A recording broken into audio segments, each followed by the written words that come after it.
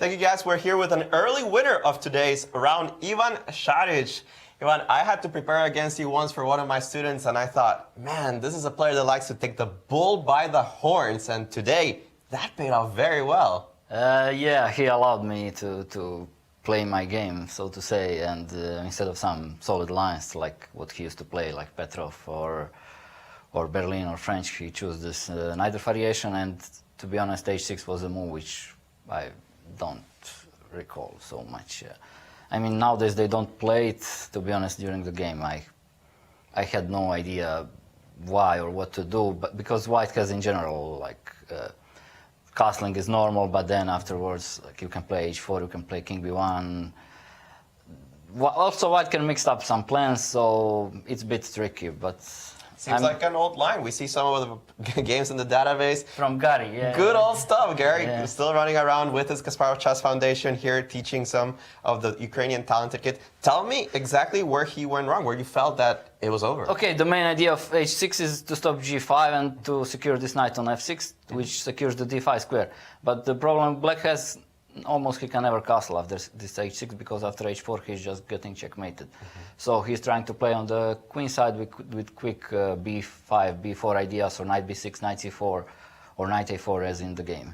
But during the game I felt like maybe queen c7 was not necessary. I'm not sure. Queen c7 all the way over here? Yeah, the Yan just seems to hate the move queen c7. I thought knight b6 he will go anyway, and I thought that I will just leave this pawn on d5 hanging and play g5 anyway, or even f4 is interesting, because if black takes on d5, then... With which knight? Knight db6, of course, and DB6. Now, I don't know, either like f4 or g5 I was considering. g5, right?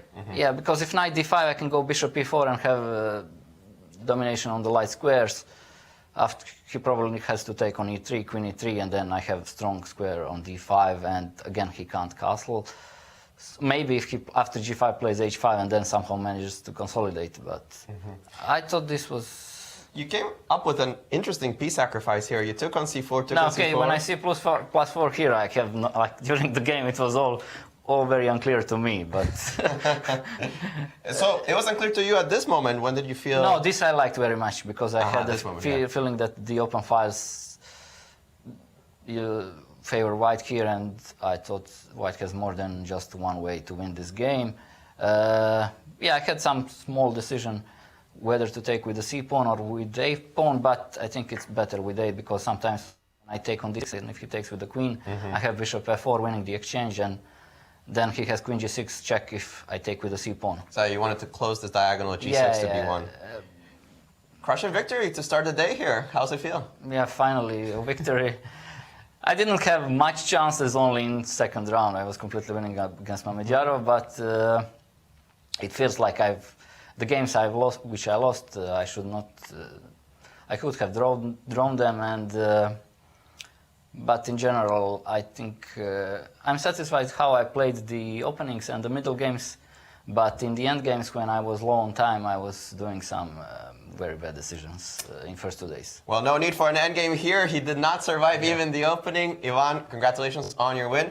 Guys, let's go back to the studio. We still have 4 games left. Absolutely. Congratulations, Ivan. I was going to say very, very convincing.